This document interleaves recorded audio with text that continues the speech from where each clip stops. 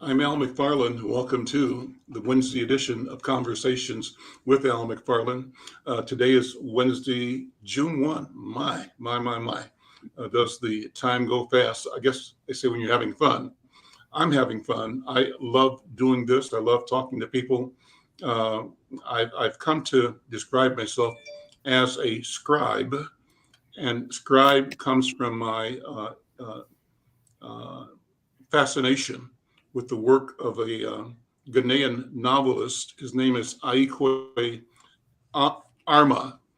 He's living in, I think, a place called I can't think of the name of it right now, but he's not in Ghana now, but he comes from Ghana, and uh, he has a book called uh, Wat Int Shepsh, and the name of that, translated from Egyptian, ancient Egyptian, is the way of companionship.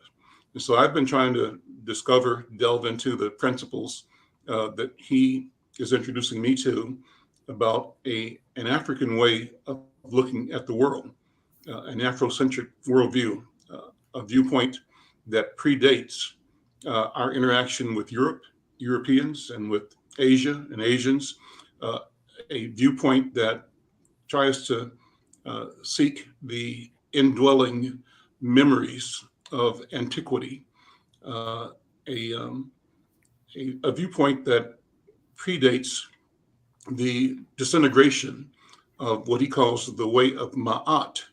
Ma'at meant a way of looking at the world of creation that's guided with principles of balance and justice. And so I'm knee deep in this exploration of Africanity, of African antiquity, and I'm sort of applying that as I go into the conversations and experiences I'm having. Well, in that regard, it's a pleasure to be with you.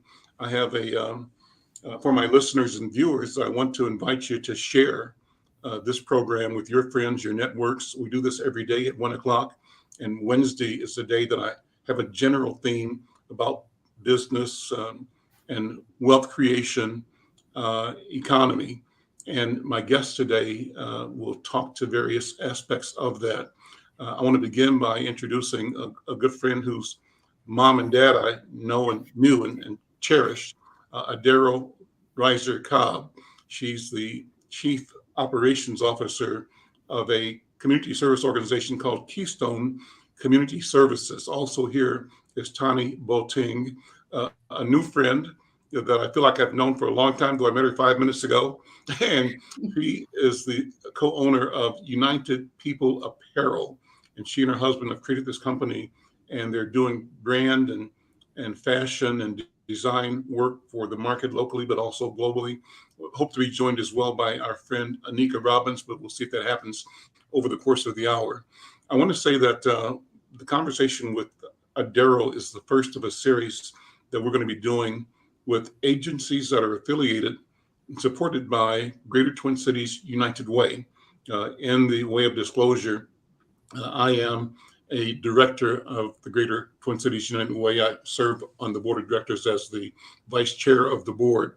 And I also do marketing work for them through my company, McFarlane Media, that tries to connect them with audiences of Black, Asian, Latino, Native American communities. And one of the things that came out of that series of discussions I've had with them is that, you know what, I've got a powerful platform in Conversations with Al McFarlane, also in my newspaper, Inside News, and my social media platforms, and also in my relationships with owners of Black and Asian and Latino and Native American media. And I also said to them, the United Way, we are doing phenomenal work in engaging and supporting, empowering solution makers, solution providers in our community. And I propose that we work together in collaboration to bring forth the stories, the people of those who are on the front line in communities, helping people live better lives, more fulfilled lives, move towards individual self-realization, and therefore the building of community. So in that regard, I have invited Adero Rise to Cobb to be the first in a series of organizations that are partnering with Greater Twin Cities United Way. And the idea, Adero, is just to bring you on board here and have you say hello and tell people who you are and what you do. And I'll do what Al McFarlane does, and that's ask wonderful questions that you'll enjoy responding to. So, Adero, how you doing? Hi, I'm doing well. Thank you for having me. And it's good to be that first representing the partners that work with United Way. And I would love to tell you more about Keystone Community Services. We have been in the community for 83 years. And, initially we actually started with a grant back in 1939 when United Way was called the St. Paul Community Chest, and then with the St. Paul Junior League. We got a grant, and that was where we kind of kicked off. What we do is we have most people know us for our food shelf and crisis assistance, our Meals on Wheels programs, and then our after school programs that we have. And so right now it's just really with our Meals on Wheels and especially our food shelves, we're seeing our numbers increase, where we have people that, for the last 6 months, it's been increasing, I would say 30%, it's been increasing 30%.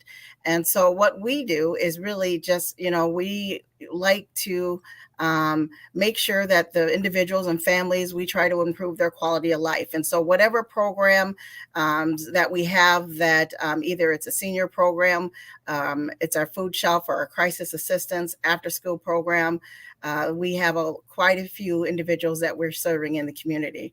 In fact, I would say that in 2021, we served 42,000 individuals. So we definitely have been out here when it comes to, that transition for the pandemic and now this inflation that's happening. Our services are needed even more. And so we find a lot more individuals coming into our program. Tell about the locations. Where do people get your services? Where are you located? We are located in St. Paul. We serve all of Ramsey County. However, we do have individuals outside of that parameter coming into our food shelf. Again, we have a few locations that are our youth programs. And so, but what most people know is we have a food shelf that's on Rice Street. And then we have one that is on University Avenue. And that is where the most individuals are going, unless you're going specific to our youth programs. But we serve Ramsey County and in St. Paul greater area. What's been the impact of the pandemic on the services in general, on food availability in particular? What have you found? Wow. That's huge. I mean, first, we started off in the pandemic phase where individuals, were actually, being laid off. If they had a second job, first job, most individuals used to come to our food shelf on average about 3 times a year. That's on average. And, what we found that our numbers have skyrocketed. People are coming in because, that part-time job when they were working in the restaurant, that has gone, and now they need more services.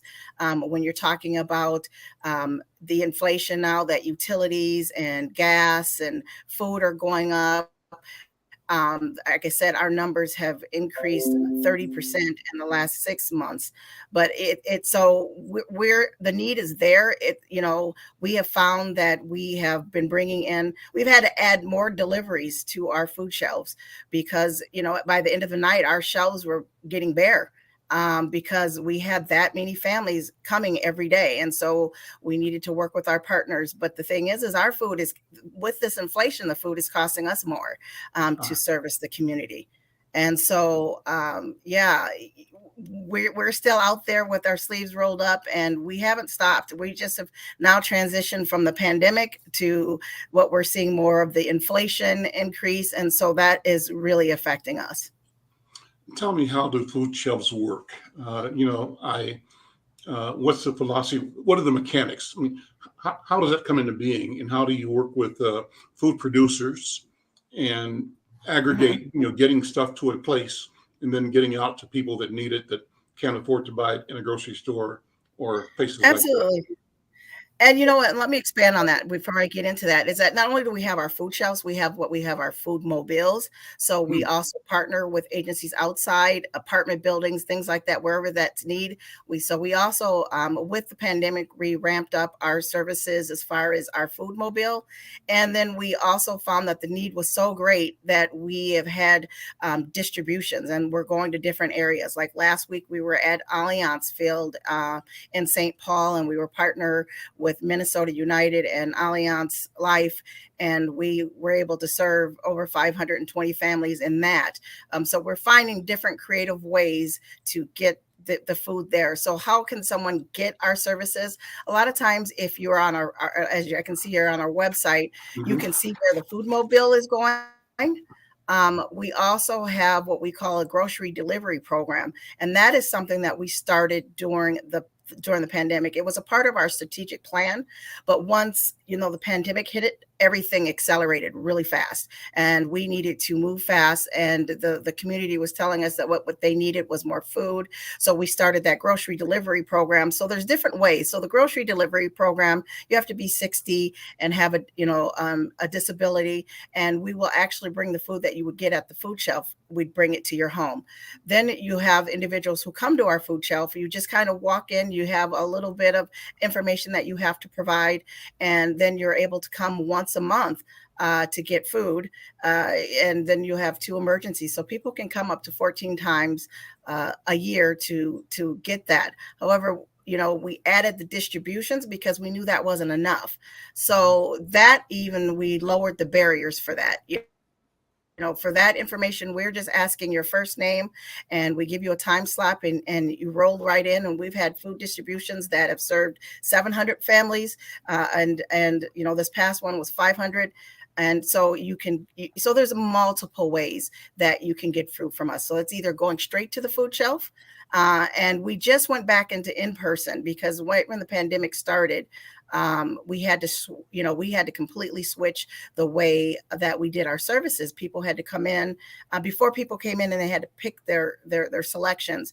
We had to move our motto and change it so that we were pre-packaging. We would still ask some questions, but we still, because there's so many people that could be in a building, we had the social distance, the mask, and all of that.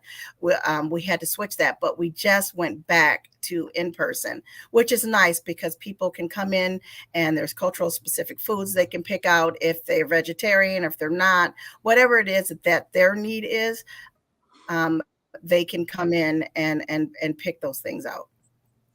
So where do you get the food from? That's the part I was asking. What's the Okay. business of the food shelf? The How does it business, work? so we partner Minnesota Food Group. We work with Second Harvest.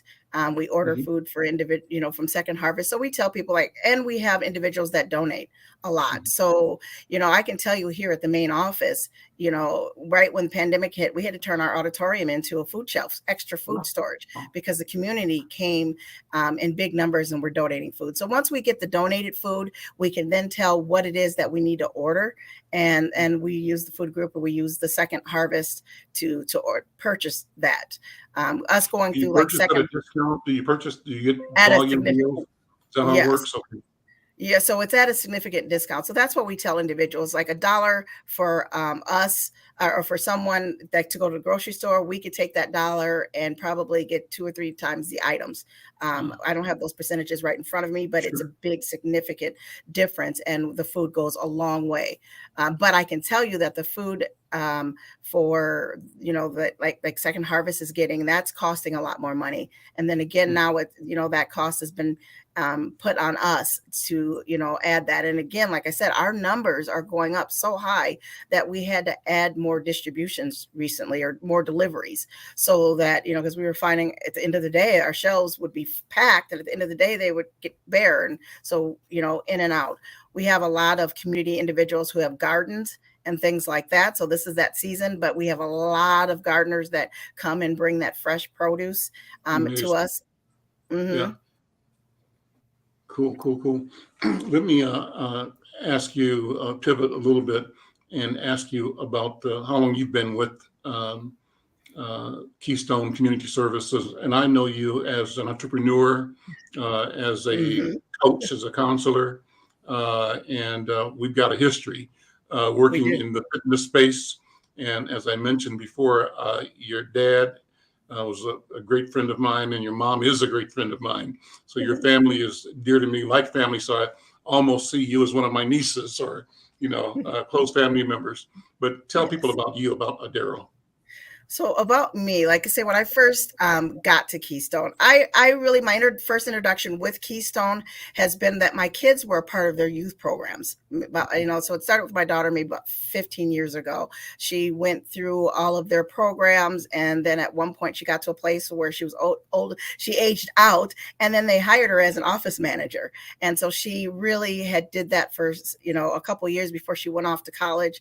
And my son was a part of. We also have our youth program. We have Express Bike, and that so he was a part of that program where we have apprenticeships coming, and they figure out how to use tools and how to they learn a skill, but they also learn how to be an employee, be accountable and responsible. So my kids had been a part of this program, and Mary McEwen, who is our CEO, our president and CEO, she happened to see me in a news article or in a magazine. And my daughter and I look a lot alike, and she was used to my daughter, and so she had asked someone, hey, is that her sister, is that who is that? And they're like, no, that's Rosalind's mom. Mhm. And so she saw my information, and she reached out to me and said, hey, would you be interested in being on our board?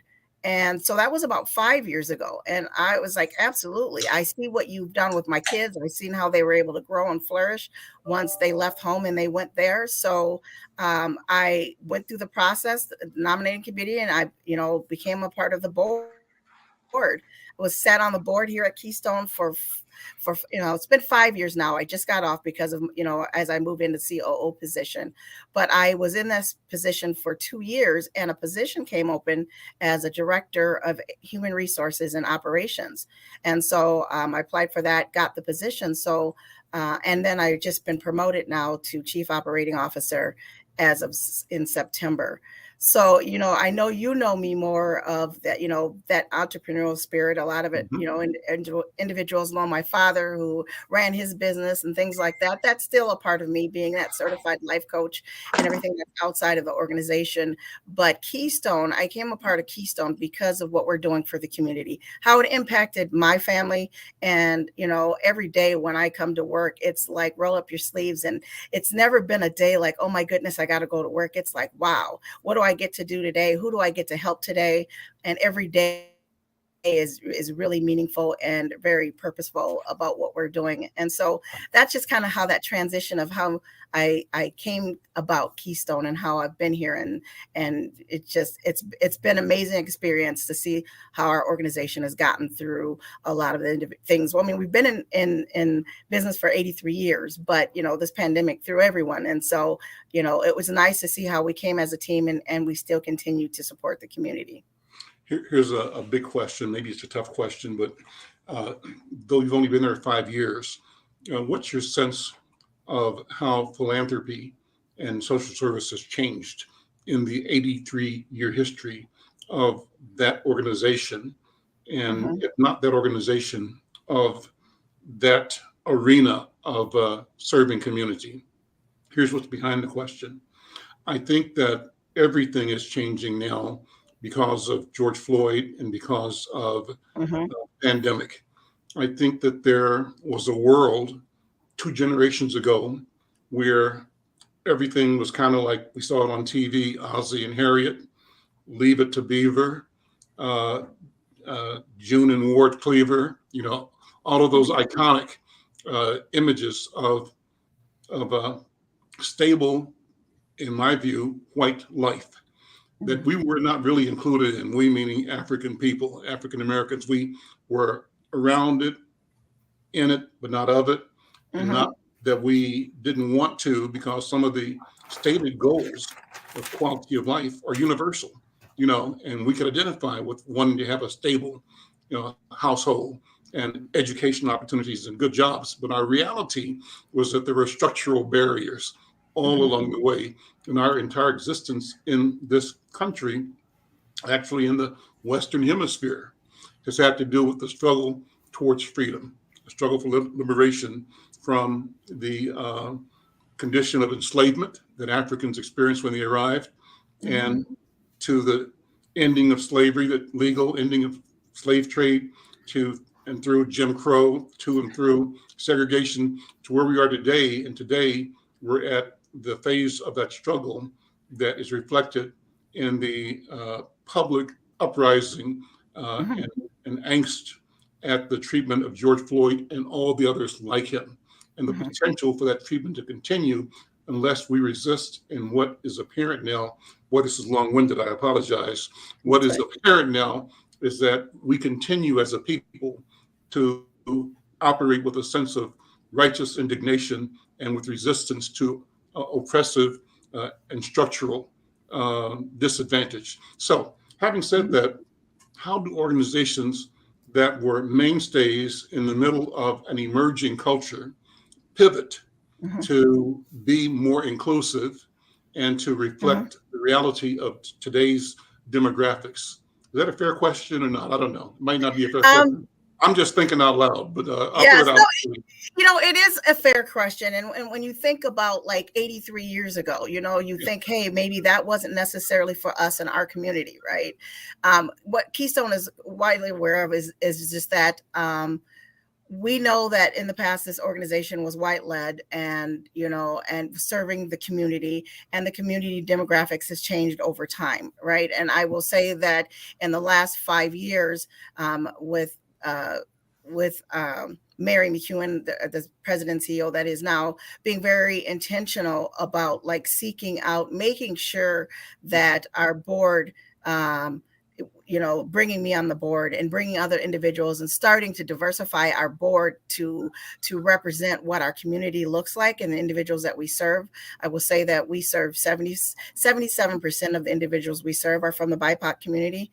And so we do know that Keystone had, some transitioning and some things to strive towards, to make sure that the board and our senior leadership and our employees reflect the community that we're serving. So we've been I hear what you're saying. We've been very intentional about making that transition, and we're knowing that that is the direction, and that's the direction that we're serving. So we, the beauty thing is that when we work with our strategic plan and things like that, we actually go out to the community, and like the last time was like 700 individuals that we reached out to. What is it that we do well? What is it that you need to see? When you're talking about philanthropy, with the uprising and things like that, you find that individuals are now saying, hey, is it a BIPOC-led, BIPOC completely focused organization? And we're finding that is organizations. And yes, have we been left out of some grants and things like that because we're not 100%? We don't right now say, hey, that is just our only focus, even though 77% of the individuals we serve are from the BIPOC community. But, bringing on more individuals from the community, we definitely, I would say Keystone has made great strides to have the organization reflect what are the community that we serve.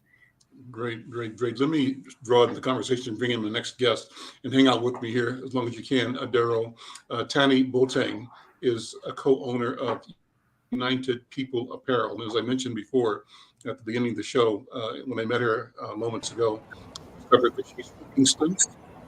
I'm a Jamaican from St. Mary in Jamaica, a Cuban Jamaican. My father born in Cuba, but my father's father born in St. Anne, and then grew up in St. Mary. And that her husband and business partner is from Ghana. And I told her how much I love Ghana, because I've been there a few times. So I'm so pleased to have this conversation. Connie, so pleased to meet you. Nice to meet you guys. If you would, talk about United People Apparel. What's the vision? What's the idea? And if you have a website, maybe you can share it and talk about, walk people through your website. Sure. Well, as he says, my name is Tani Boateng. Tani, okay. No, it's okay. Tani Boateng with United People Apparel. My husband, Emmanuel, and I started this company in 2017. We have two brands, actually.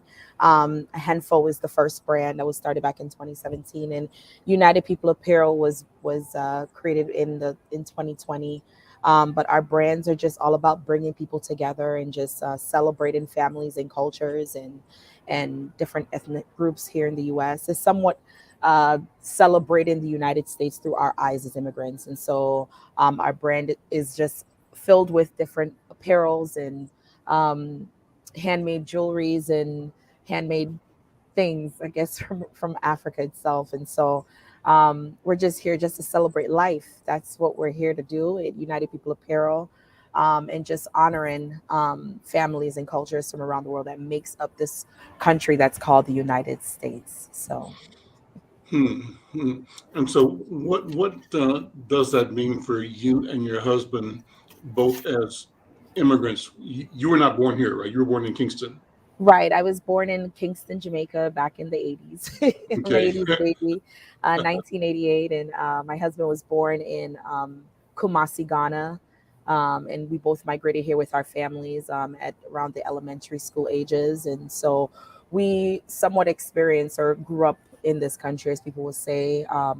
But in all, in growing up, we never forgot where we came from, Mhm. and we carried that along with us through every day in this country. And so just being able to have the opportunity to see um, where we were and where we came from, and now that we're here, and how this country called the United States is it's more of like a salad bowl as opposed to a melting pot. Mhm. Salad Mhm. bowl in the sense where like you can taste the lettuce, you can taste the tomatoes, you can taste it, and all these different cultures are just highlighted and celebrated. And so we're just here to just do that with our brand. So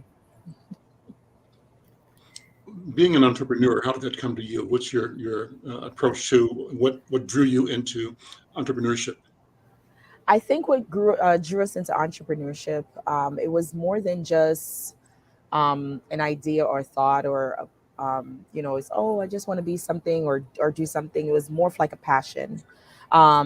Growing up in this country, we were somewhat taught to um, you know do this or do that, or um, let me see if I can rewind. Actually, I think for me personally, the reason why I wanted to become an entrepreneur is because of how I was raised.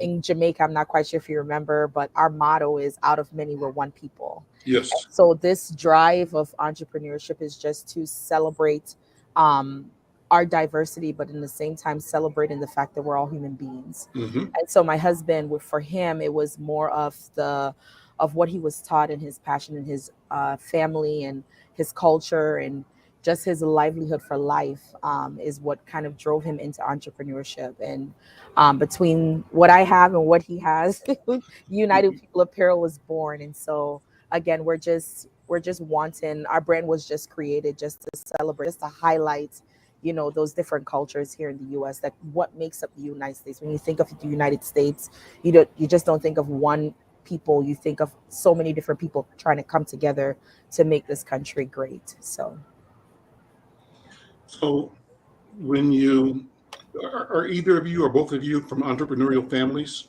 Is there something that goes back more than one generation? actually, we sat down and thought about thought about it, but I we can't really figure out where it came from. I think it was just birth in us. I don't know. I we tried. We literally. I mean, the only thing I can really think of is just my parents always thought, just always drove into me that you can do, they always want us to do better than what they have done. And so what we did was, I guess, set back and just analyze what our parents, what our grandparents and stuff, and how can we be a blessing, not just to them, but to the future generations that will be birthed from us. So I think what kind of birthed the spirit of entrepreneurship is just going through what we went through in our childhood, coming here to the US, experiencing what we experienced, and then just wanting to make that change, being the change that we want to see. So that's what kind of birthed that entrepreneurial spirit. I think that's you, right? That's me. I got your website up. I'm going to have you go through it. I'm going to let it flow automatically first, and then we'll talk, and then I'm going to stop it or come through it another way, and you can talk about different. I love that. That's number one. That's awesome. Those are the royal stools in that picture of That's my the baby. family. Have you been to Ghana, and has your husband been to Jamaica? He has not yet had the privilege to go. We were supposed to go back in 2020, but 1 week prior to our departure, everything shut down. So that was very that wasn't.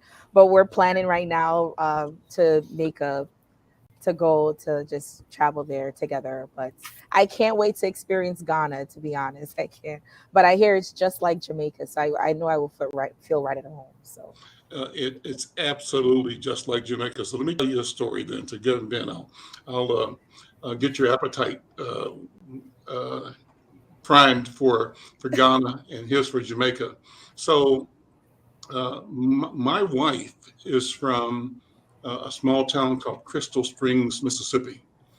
Crystal Springs is 20 miles south of Jackson. And when I went there to meet her family and hang out with them, I sat on her big sister's porch in a little cul-de-sac in this small town. I mean, town's like 5,000 people, so it's really small. And across the road from where we were sitting was a hen house, a chicken coop. And it's kind of neighborhood where while we're sitting there, a couple of generations of folks sitting around having a beer, just talking. It's in the summertime when it's hot, you're sitting outdoors, you have a fan on the porch to move the air, outdoors air. That's how hot it is, right? And so, but sit there and you talk. People might drive by, you wave, hey, how you doing? Everybody talks. So it's idyllic. And kind of place where I just one little story, a big ruckus in the hen house, and somebody said there's a snake in the hen house, right? So one of Bobby's nephews from two doors down the street came out with a shotgun, walked calmly across the street, kaboom, killed the snake, walked calmly back home. And that was that. That was the excitement for the afternoon. But that's the kind of neighborhood it is, right? And so in that small town, it's like every kind of character is there. There is the smart aleck. There's the devout, pious person. There's the super Christian, always quoting the Bible. And there's the guy that probably likes to shoot craps on the weekend. There are people that go to the juke joint and people that just work hard, and some people that are laying the cut trying to figure out who they can figure out, and get past. So all those personalities are there. So I sat there and said, Bobby, this reminds me so much of Dresiki, Mild Gully in Jamaica, because at my father's farm community in the mountains of above Ocho Rios, exact same characters, different names, same people, same energy, the same story. And then I get to Ghana and I say, check this out. Isn't the world a wonderful place? Because they're the same people. Every personality, every iconic position has to be filled. We're the same people all over the world. Same. Through and through. Same story. One story out of many, one. You said it. Yes. And that really is a global statement, It is. So when you get to one of my favorite stories in Ghana was how people are connected intuitively in ways that are helping, sharing. So I was standing on a corner with in Kumasi, and I was in could have been Accra. I'm not sure where it was. Me and the guy that I went with was from here, but he's a Ghanaian guy, a Fanti guy. And we were at a stoplight, so it was Accra. A woman walked up with a tray on her head and had a quarter of a cow or something, Yes. of an animal on her head. She was carrying from somewhere to somewhere. But she got to the corner. It was obvious that this was heavy, and she had to wait. And without saying a word, I saw her look at him. He looked at her. He lifted his hands, pulled the item down, set it on the ground, and she rested for the 90 seconds that the light was red. Light changed. He and she lifted it up, back on her head. She went on her way. I said, did I just see that? Wow. That's a way of knowing Yes. who we are to each other and for each other. And it was absolutely beautiful. And I saw it again and again and again and again. And so that tells me, Tanny, that we're the same everywhere. And I tell my wife when she finally gets to go to Africa with me, it'll be just like being in Crystal Springs. So she found that to be true when she went to Jamaica for the first time. Same people everywhere. It's a wonderful thing. So I hope you get to go. But I also love the fact that you guys are entrepreneurs. And I want to, and Adero will attest to this, and Adero will jump in the conversation. What is it about us that we see that in this generation is calling us to not only be productive in whatever we do, but also to be entrepreneurial at the same time? What do you think? And there's no right or wrong answer. Just what do you feel? Right. Daryl will jump You in. know, Brent will jump in as well. well, for me personally, as you know, my father had his business, electrical contracting for over 30 years. And so, I mean, I was raised with that. Most people know that I have my personal business, but I have my career that I do during the day. But that entrepreneur spirit is just being able to, take some of your passion and be able to, bring it to the community. That's something that you own and brand and cultivate yourself. And so, I mean, I think that's why, I have, my entrepreneurs that, as you know, and I think you know me more of that life coach that's outside of the organization and other things that I've done and do. But I just think it's just because it's something that we own. And for me, it's important that I show my kids Mm-hmm. that way. And yes, you can have your career, but you also need to make sure that I want my kids to be better than me, and I want to be able to leave this business as a legacy for them. And so, and that's what I do. You lead by example. And so my kids have been following me and watching what I've done. And so, that's why I still dabble in that entrepreneur. For one, it's in my blood, and for two, I want to lead by example, and I want to leave a legacy for my kids. That's Jenny, exactly what do you it. think? I think she hit it right on the head, especially with her being a parent and wanting, better. I think again, that's what my parents, because my dad came here on farm work back in the early 90s, and that was his introduction to the U.S. So he, you know, coming here and again experiencing that, and then once everything was stable, then he filed for my sister and I to come here from Jamaica. And every day he worked, my dad worked 3 jobs, and every day when he would come home, he would say, I want better for you, make sure you grab the education, you don't follow what other kids are doing. You came here, get your education. You know how Jamaican parents can be. But Yeah, when yeah. he said it, so some people, it may seem like, oh, he's rough or he's being, mean, but no, like he really didn't want us to go through the same thing that he went through. He always wanted better. And so we just grabbed onto it, and, we just ran with it, and we didn't know what door was going to be open, but it landed us here at the Mall of America. And, we're just going to continue. Then I pray when we have our kids that they'll bring it further. Maybe they'll end up somewhere else, with this. But it's always, as Miss Adero said, is just that passion. And I feel like for so long, our visions and our entrepreneurial spirit still was silent.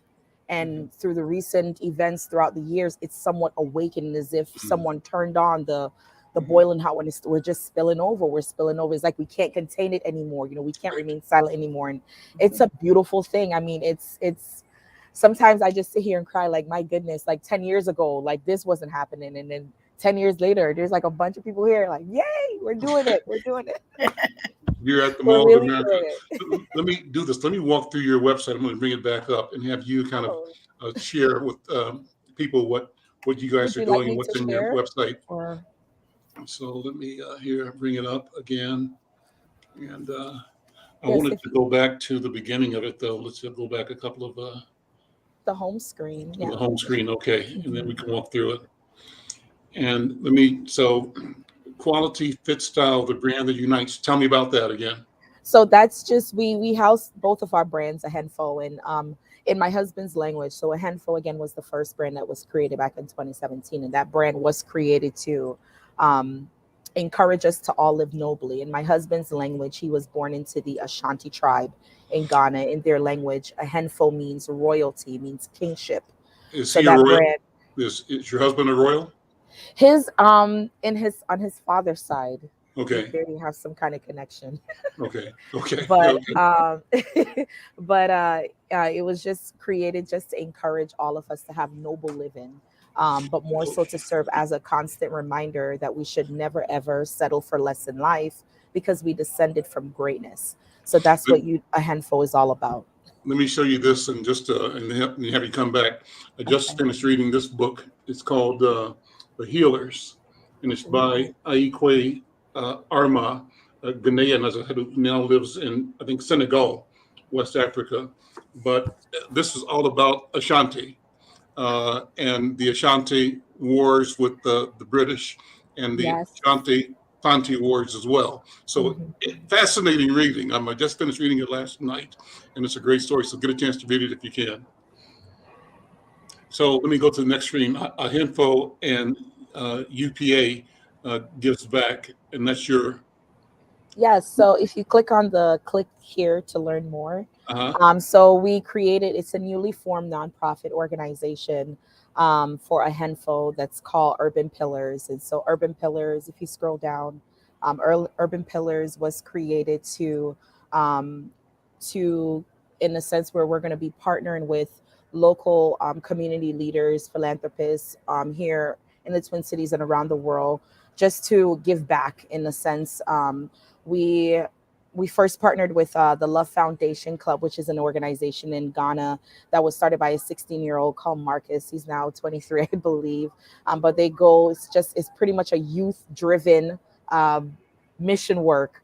And so they go throughout Africa and they provide school supplies, shoes, books, and everything for people in need. So, yeah. So it's pretty much housed in two brands under one site. Explain this. I love it so much, but royalty fit style. What's going on here? So that is for the Ahenfo brand. So if you want to shop the Ahenfo apparel, then you can click shop now and it will bring you there. But again, the Ahenfo brand is just all about awakening the greatness within all of us so that we'll be able to express it royally. What's the significance of these tools? So the significance of the stool is actually a real item. And this is the, how do you say, more of like the iconic symbol for the Ahenfo, apart from the logo. The golden stool is actually a real item that is currently has been in the Ashanti Kingdom for, I think, even beyond years. And so the significance of this stool is to reinforce the Ahenfo. There was a war that broke out in the 1900s over this particular item. It's made out of pure gold, and only the Ashanti, only the king, I would say, is allowed to sit on it. And back in the 1900s, when Britain learned of this stool, they actually invaded Ghana, wanting that stool. And one of their generals wanted to sit on the stool, but the queen at the time, her name was Nanaya Asantwa. She told him, if you sit on this, you're disrespecting our people because only the king is allowed to sit on it. And let's just say the general did not like that answer, and a war broke out over the stool. And you can find that in our history. It's called the War of the Golden Stool. So we always bring it back just to reiterate the Ahenfo. It's a fascinating story. It's a great story. And this is your team, you and your husband, right? We're a dynamic duo. Great image, great image. And you guys look determined. We are. We truly, Yeah. I mean, we it truly just are. jumps out at you. So it's a wonderful thing. It's great. And it's a day by day experience. We've just celebrated our 1 year anniversary here in the mall, and it's a constant learning experience for us. I remember our third week of being open here. I had a woman that entered the store, and I normally introduce myself to everyone that comes into the store and just to welcome them. And she picked up a shirt that she really liked, and the moment I introduced myself to her and told her that my husband and I were the owner and designers here, we just wanted to welcome her, she literally dropped the shirt on the floor, and then she walked out the store. And when she hit the threshold, she turned back and she looked at me and said, you don't have the right to own a store here in the Mall of America, and I need to know my place. And I was like, did we not learn anything from 2020? What is going on? Whoa. Oh, wow. But I mean, I said, and that just reinforced my husband. When I told my husband, first thing he says, like, that's why we're there. That is why we're there. And so we'll continue to spread love and unity and just try to celebrate this great country that's filled with so many beautiful people. So, yeah. Wow, amazing. Now, I know the story, and all of us have stories like that. I think Brenda and Adero, it's common, far too common. It never goes away. But, we have this phenomenal resilience. And We do. It's beautiful. yeah. Brenda, any thoughts?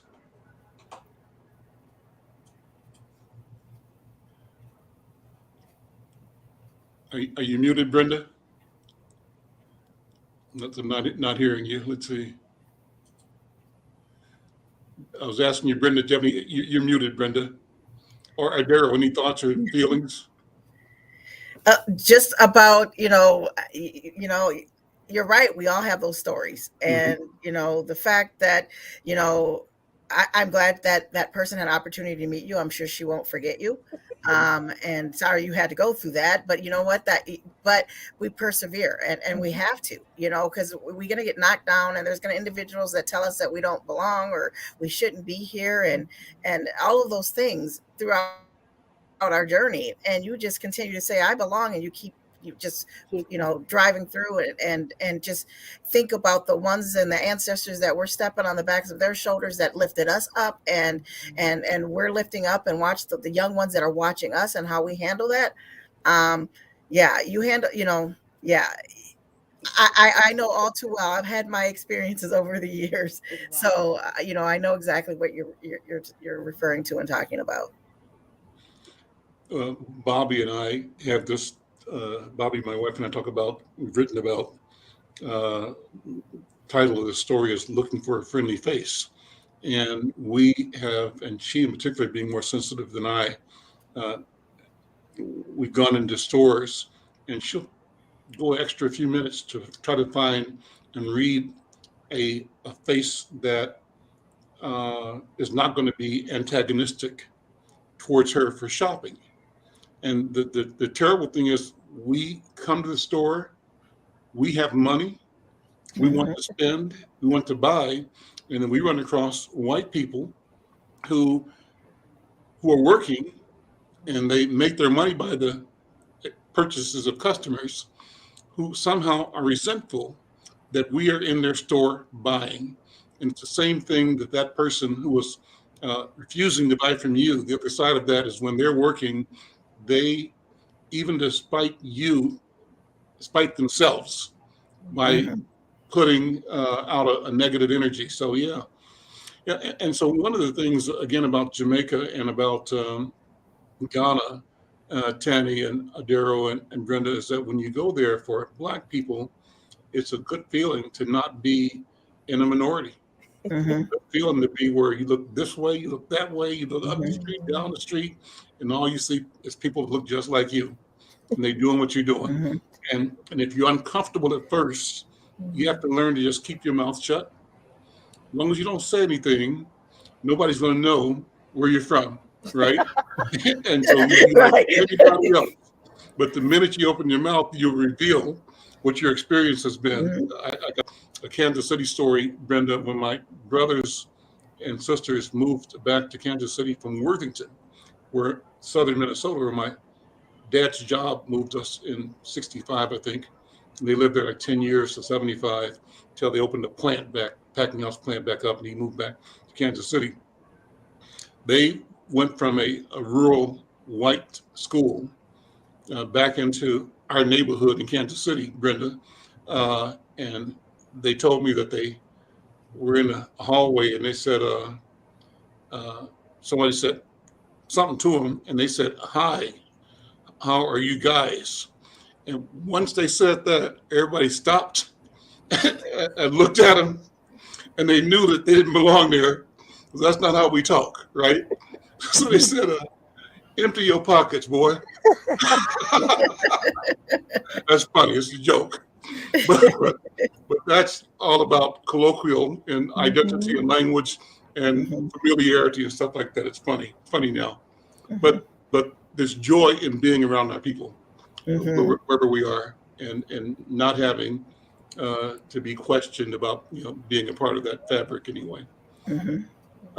So I want somebody to connect with your business today, Tani. So make an invitation. Tell people to come see you, how to call you, how to reach you.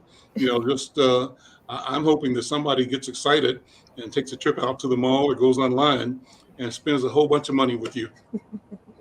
Well, we are located here in the Mall of America. I like to say on Nordstrom's side because there's so many Mhm. different sides to this place. But we're on the west side of the mall, on the third floor, Suite W368. You can give us a call, and our store number is 612-457-7000, and our email address is info at ahenfowear.com. And so, yeah, we're just excited just to connect with people. I love talking to people. We actually had this map. I don't know if you can see this map above my head, Yes. installed here in our store, and it's we just celebrate we call them UPA fams around the world. And right now we have families in 22 different countries Oh, and amazing. 43 different states. So I'm afraid of heights. So my husband has been going up and just pinpointing them. So as they come into the store, they'll see that, they already have families there. So it's just been beautiful. Being here in the mall has been a blessing. And yeah, we just stop on by. I'm here pretty much every day. And yeah, let's let's connect. Yes. Well, I will be out to visit. And Brenda, when you come to Minnesota, you can come visit too. Brenda's in New Mexico. Oh So yeah, wow. and so it hasn't been to Minnesota yet, but someday she'll make it up here. And Mhm. she got a lot of new friends because she's been doing this with me for about a year or two Wow. almost, every week, right? And so Yes. she knows a lot Wait, of wait till the Minnesota. summertime, Brenda. Two Wait till the years. summer. Right. Yeah. So, well, listen, I've enjoyed this hour. This has been a great conversation. Thank you both for being here. Thank you for what you do. Adero, thank you for your leadership and for the phenomenal service and work of the Thank you. Keystone Community Services, for the visionary leadership and the commitment to serving. I thank you too. I mentioned to you earlier that I didn't know the number of people, but you told me 85 people Yes. That's working. amazing. And so take the last few minutes to talk about what it means to pull together that many people on a Wow. mission, and what is the internal benefit? Because I think that all those people that have jobs are Hmm. growing and benefiting, feeding families and paying mortgages and paying car notes and sending kids to Hmm. college, and paying taxes. And so you are not only addressing the problem, but in the addressing of the problem, you're reflecting how problems are solved in the lives of the people that you've assembled to be Hmm. part of the solution. Does that make sense? Yes, it does. And like so you said we have roughly 85 employees and we have about 2,000 volunteers Wow. that makes this all work as far as like we have our senior programs and our food shelf and crisis assistance and our youth programs. And so that it takes all of us. I think we all are here with this being a nonprofit. We're all here on purpose. We're all here wanting to give back to the community, and that's what really energizes us here. And the exciting part is that we're growing so much that we are like bursting at the seams at the two food shelves that we have just purchased another bigger building on University, and we're going to redevelop that and revamp that corner. And the beauty about being in this position, I don't know if you know James Garrett. He is Formula, an I architect. do. I do. Okay, Absolutely. so Yeah. in this process, we brought on James Garrett and his team with Formula, and they have helped redesign our new food shelf so that we can, serve even more individuals. Like I said, we had 42,000 we served last year. Once we get into this building, we expect to move up to even higher, more than 50,000 and even more. People say once we renovate a space or do a space, that even more people that we anticipate, because we're changing that corner and people are finding out more and more about us.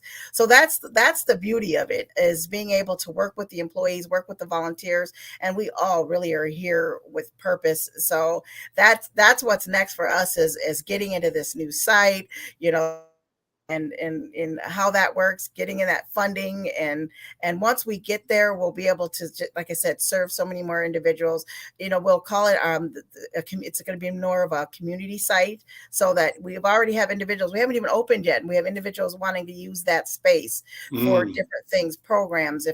Whether it's tax or finance or whatever it is, the community sees what we're doing, and they're really coming in. So that's what is excited for us, is that we continue to grow as far as employees, and it takes our volunteers as well. So, I call anyone, we always can use volunteers, whether it's, driving Meals on Wheels to the seniors. That is so important, because a lot of those individuals live alone.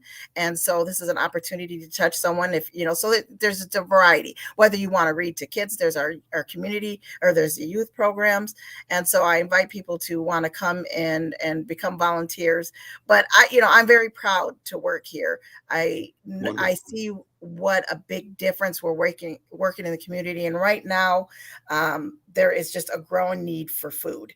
And we're seeing that there's so many individuals that need food. And so the hard part is we hit that blow last week when the legislature, they didn't come to an agreement. And so when the state doesn't come to an agreement, it's not them. They hurt us. They're hurting the individuals, whether it's education, human services, or things like that, so we're seeing that great demand. So we're insisting right now that they go back to special session to get that money out, that $9 billion that is sitting there as a surplus. We're telling them to get back to work, so that because we see that, we see the discrepancies that families have, and as a leader, what's important for me is to be, I'm everywhere in the organization. I've been everywhere. And I love working at the food shelf and connecting with the people that are coming in. It reminds me of, everybody's had a hard time, and, looking at individuals saying, hey, come here, and they're treated with such grace and dignity, and just watching, it's just like, it's just a purpose. I feel like I'm so in purpose doing this job, and that the food with this inflation, it's only going up. It's only going up, and we are definitely feeling that impact. So we're right on target as far as trying to open up this new building. We have it, James Garrett and his team Formula has redesigned it. And James Garrett. Huh? Shout out to James Garrett. Shout out to, and it's so great to work with people in the, the community, like him and I, born and raised in St. Paul, right?